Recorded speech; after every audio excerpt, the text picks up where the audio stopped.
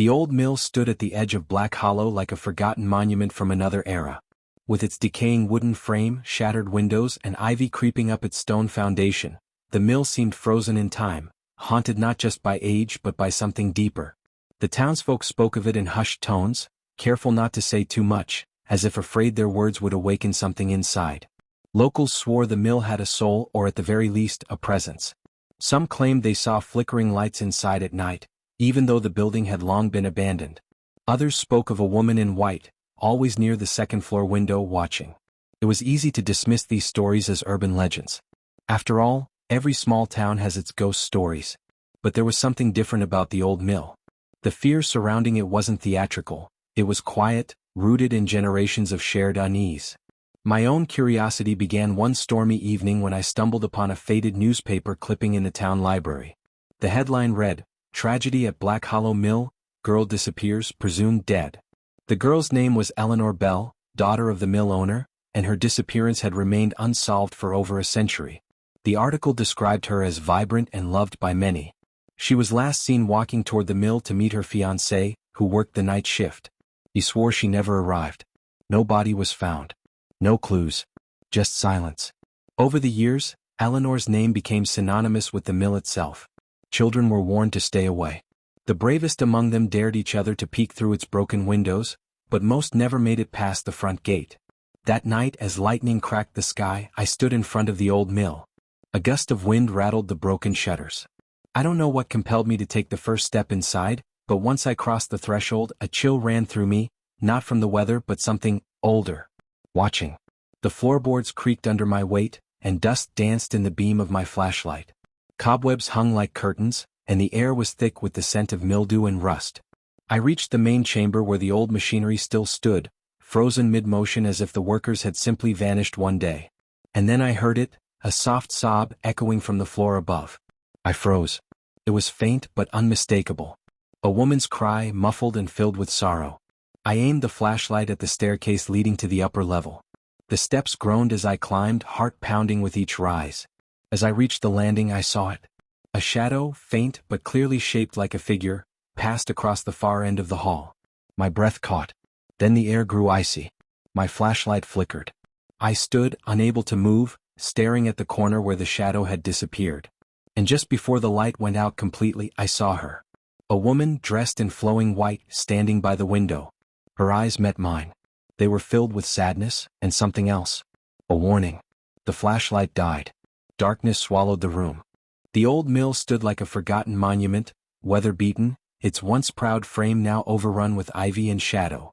But beneath the cracked stone and rotting wood lay a history that stretched back over 2 centuries, marred by tragedy, mystery, and whispers of the supernatural. Local historians and folklore enthusiasts had long debated the origins of the haunting. According to archived reports and oral traditions passed down through generations, the mill had once been a place of industry and prosperity. Built in the early 1800s, it was the lifeblood of the small town surrounding it, providing grain and employment to dozens of families. But prosperity came at a price. One of the earliest and most persistent legends centered around a woman named Eleanor Bell, the daughter of the mill's original owner. Eleanor was said to be a spirited, kind-hearted young woman engaged to a local blacksmith. But their love story took a grim turn. One rainy autumn evening in 1836, Eleanor vanished. Her body was never found, but rumors quickly spread that she had been murdered by a jealous suitor and buried within the mill walls. Since then, strange sightings began. In the mid-19th century, a night watchman reported seeing a woman in a flowing white dress walking the upper floor of the mill, her face pale, her eyes sorrowful. The man quit the following day, unable to shake the memory of the ghostly figure. A decade later, a fire broke out under mysterious circumstances, damaging the upper levels but leaving no physical trace of how it started. Many believed it was Eleanor trying to make her presence known. Old photographs retrieved from local archives showed a dark-haired figure appearing in the background, always near the top window of the mill, even in group shots where no such person was known to be present.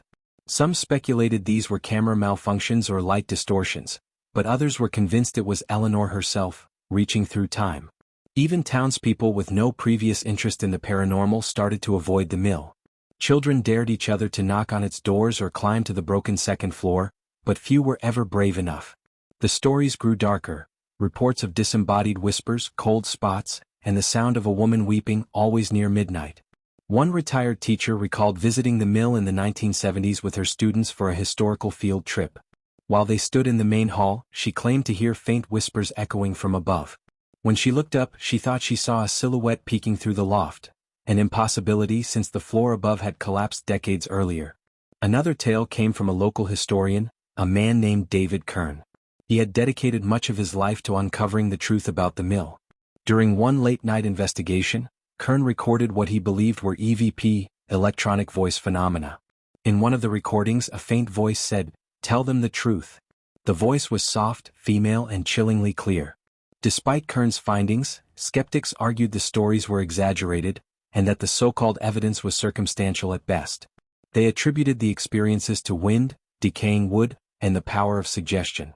But even they couldn't explain the consistency of the stories spanning nearly 200 years, all pointing to a single presence: a woman in white searching for peace.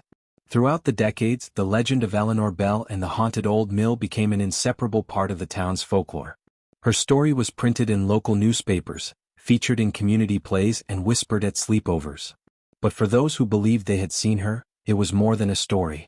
It was a reality they could not ignore. In recent years, paranormal investigators and ghost hunters started to take interest. The mill was featured in a few independent documentaries and online ghost hunting channels. Many captured strange thermal images, unexplained audio, and magnetic field spikes. Yet, the most compelling piece was a recent photo taken by a visitor, a picture that showed a blurred figure standing near the second-floor window, just as described in accounts dating back a century. Was it Eleanor? Or was there something else hiding within the walls of the old mill? As interest in the ghost stories surged, so did the danger.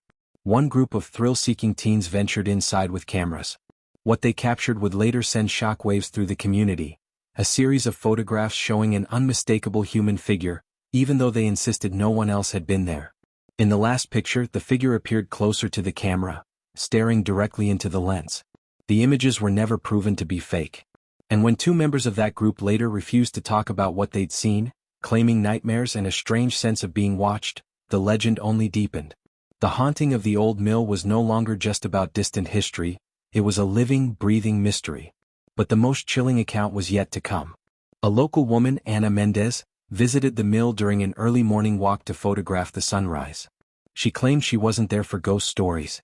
But when she returned, she showed a photo of the mill's doorway, where a woman stood, translucent and glowing in the golden light. "I didn't see her in real life," Anna whispered during her interview. "Only in the photo. And when I zoomed in, I swear she was crying." Just as paranormal investigators planned to organize another official overnight study of the site, a new discovery stunned them all. A journal had been found, hidden inside a wall cavity during routine stabilization work by city contractors. The leather-bound book was old, water-stained, and on the inside cover, it bore the name Eleanor. What secrets did the pages hold? And could they finally explain what had kept her spirit bound to the mill for all these years? The journal was unlike anything anyone had expected. Bound in cracked leather and smelling of damp earth and forgotten time, the book's pages were fragile, the ink faded but legible. For those who dared to believe the ghost stories, it was a revelation. For skeptics, it was something else, proof that the line between myth and reality had always been thinner than imagined. The first few pages were mundane. Eleanor Bell had written about the changing seasons, the workings of the mill, her love for her fiancé, Thomas Hargrove. Her words painted the picture of a young woman full of hope. But as the entries progressed, her tone changed. Joyful musings turned into anxious ramblings. The mill, once her playground and place of comfort, became something darker in her words. "There are whispers in the walls," one entry read. "Not of rats or wind but voices. Pleading, warning, a watching." Ana Mendez, the woman who had found the journal, handed it over to the local historical society. A small team began carefully transcribing the entries, and what emerged was a chilling timeline that mirrored many of the town's legends. Eleanor had been hearing things no one else seemed to notice: cries at night, cold winds in rooms with no windows, her name being spoken when no one was near. But what stood out most was her fear of a man she never named, only referred to as him. "He watches from the shadows. He comes when Thomas is away. I cannot speak of it aloud for no one would believe me. But I fear he wants something more than the mill. He wants me." The town reeled. Theories swirled. Some thought Eleanor had been stalked by a deranged worker or rival suitor. Others whispered that something darker had lived in the mill long before Eleanor's time, something she had glimpsed and couldn't unsee. The final entries were the most disturbing. Thomas begged me not to return to the mill tonight. But I must. The voices say I'll understand if I go alone. If I can find the courage to walk the path in silence, I'll find the truth. If I don't return, tell Thomas the first love him. Tell him I forgive him. That was the last written page. The journal confirmed that Eleanor had entered the mill the night she vanished, but the truth she hoped to uncover remained hidden.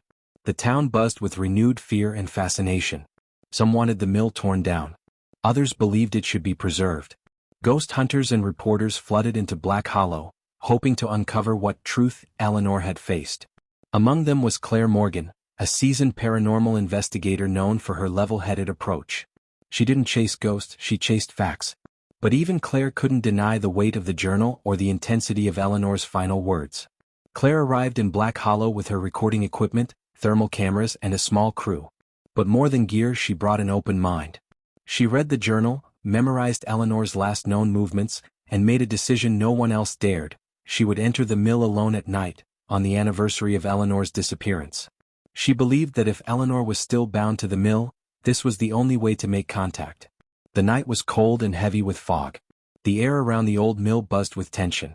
Claire stepped inside as the clock struck 11, her camera strapped to her chest, her voice recorder running.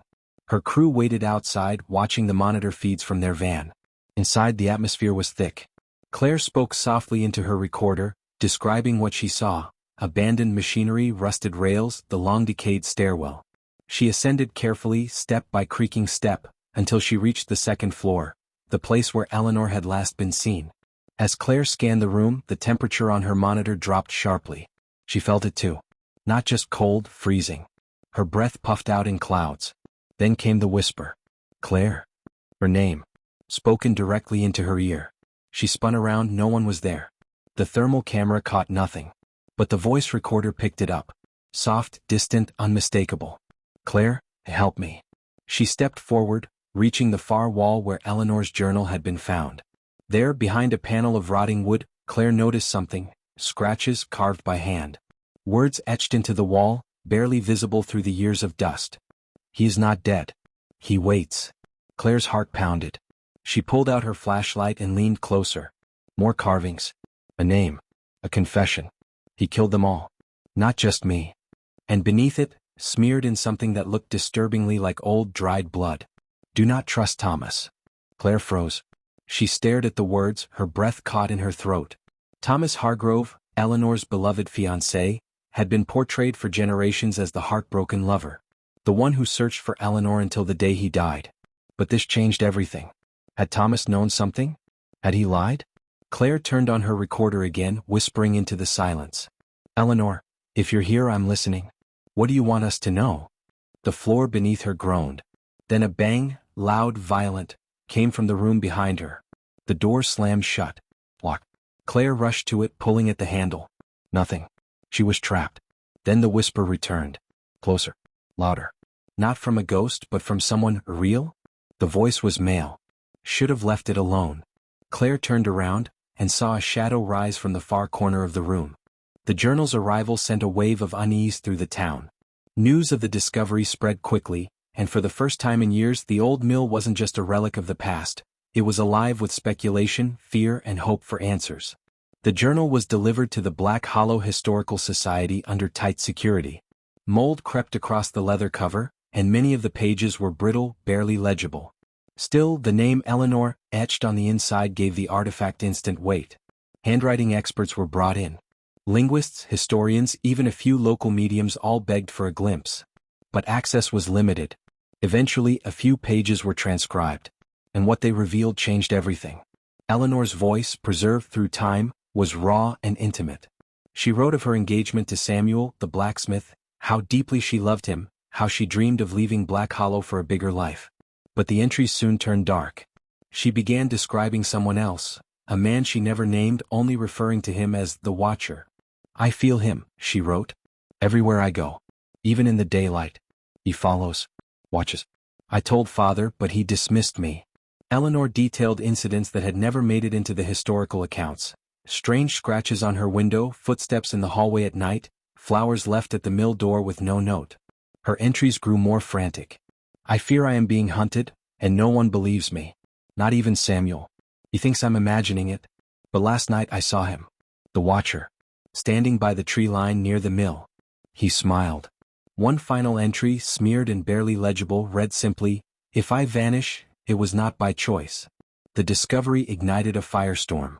The legend of Eleanor had always been tragic, but this new layer, one of stalking, dread, and a town that had failed to protect her, shook the community. For the first time, Eleanor's story wasn't just a ghost tale, it was a forgotten cry for help.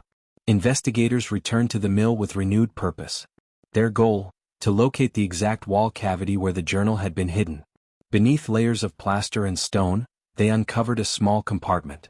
Inside was a locket, tarnished but intact, containing a tiny painting of Eleanor and a pressed flower, now dried and colorless. And something else. A ring. It wasn't the engagement ring known to belong to Samuel, but an older, more ornate band with a strange symbol etched into the inner rim, something no one could immediately identify. Experts speculated it might belong to the mysterious Watcher. The revelation fueled wild theories. Was the Watcher a jealous rival? A secret lover? A rejected suitor who couldn't let go? Or something else entirely?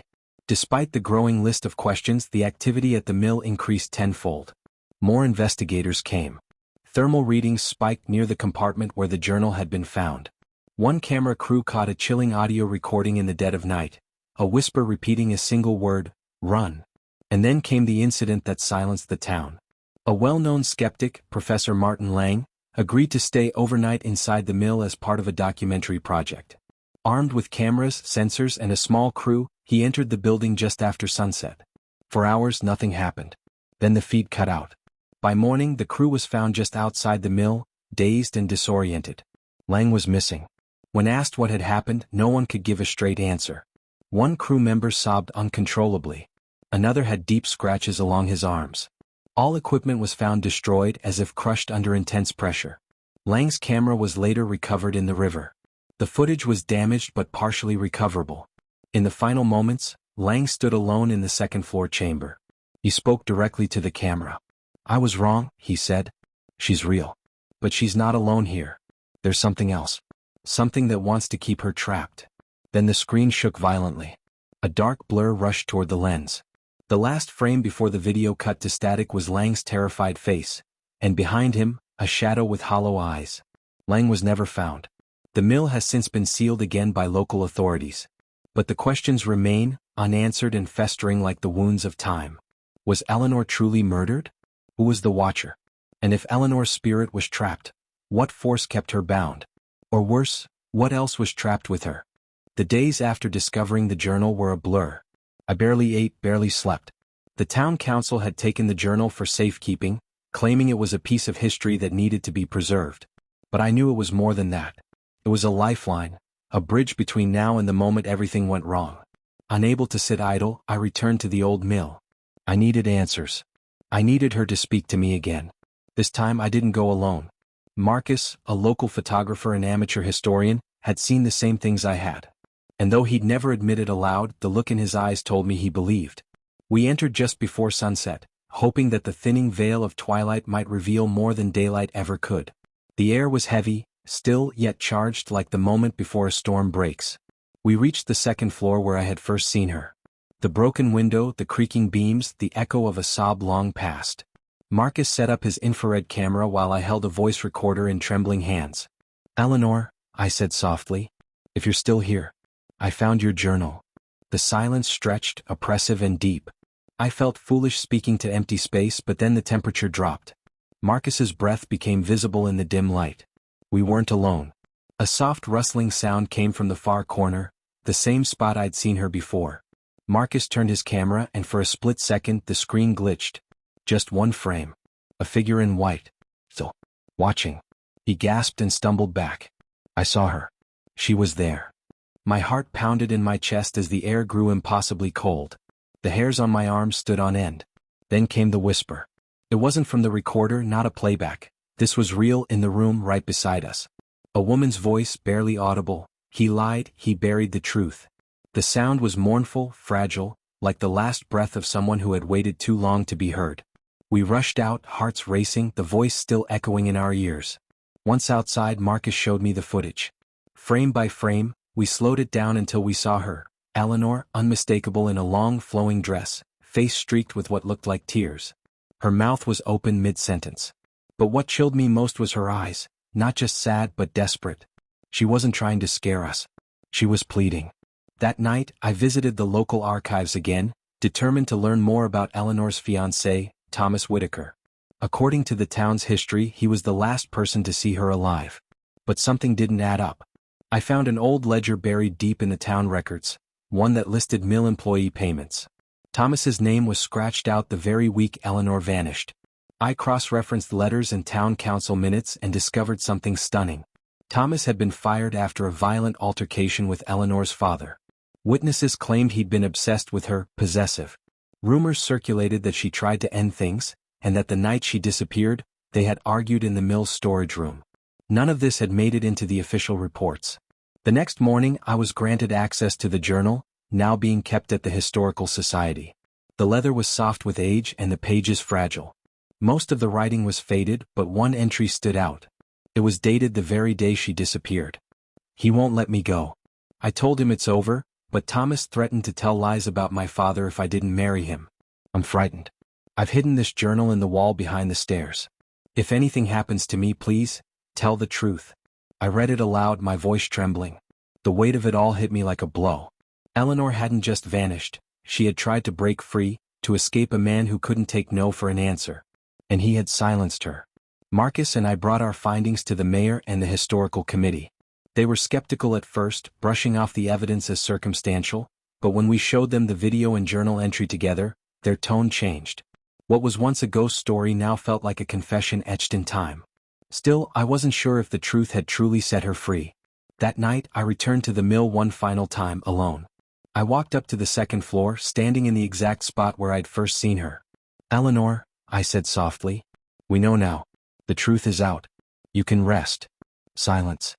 Then a breeze moved through the space. Gentle. Warm. For the first time, the mill didn't feel cold or angry, it felt calm. As I turned to leave, I glanced toward the window. And she was there. Not crying this time. Just standing. Peaceful. Then she smiled. And faded into the evening light. As I stepped outside, dawn broke over Black Hollow. The old mill behind me stood still, finally quiet. Not abandoned, not haunted, but at peace. The old mill has stood for nearly 2 centuries, but never before had it felt as alive as it did that night. After the revelation of Eleanor's journal and the seance that tore through the veil between past and present, the town of Black Hollow could no longer ignore the truth they'd long suppressed. In the weeks that followed, strange events unfolded with increasing intensity. Townspeople reported vivid dreams of the mill. Some claimed to see Eleanor's life play out before them like a tragic play. Others awoke screaming, convinced they'd heard her voice begging for something they couldn't understand. The local church held prayer meetings. Mediums and ghost hunters crowded the town square, some drawn by curiosity, others by genuine concern. For me, the connection to Eleanor had grown stronger. I began to feel her presence in moments of silence, when the wind shifted, when the night grew too quiet. And every time I passed the mill, I felt her watching. Not with malice but with pleading. I knew what had to be done. With the help of the Historical Society, I arranged for a final investigation. Not for thrill, not for footage, but to uncover the truth. We returned to the mill with care. Preservationists, archivists, spiritualists, and townsfolk who remembered stories passed down like heirlooms. In the hidden room revealed behind the collapsing wall, we found more than Eleanor's journal. Beneath the floorboards, wrapped in what had once been a blanket, were the decayed remains of a woman. Time had reduced her to fragments, but an old locket with the initials EB confirmed what we had all feared and hoped. Eleanor had never left the mill.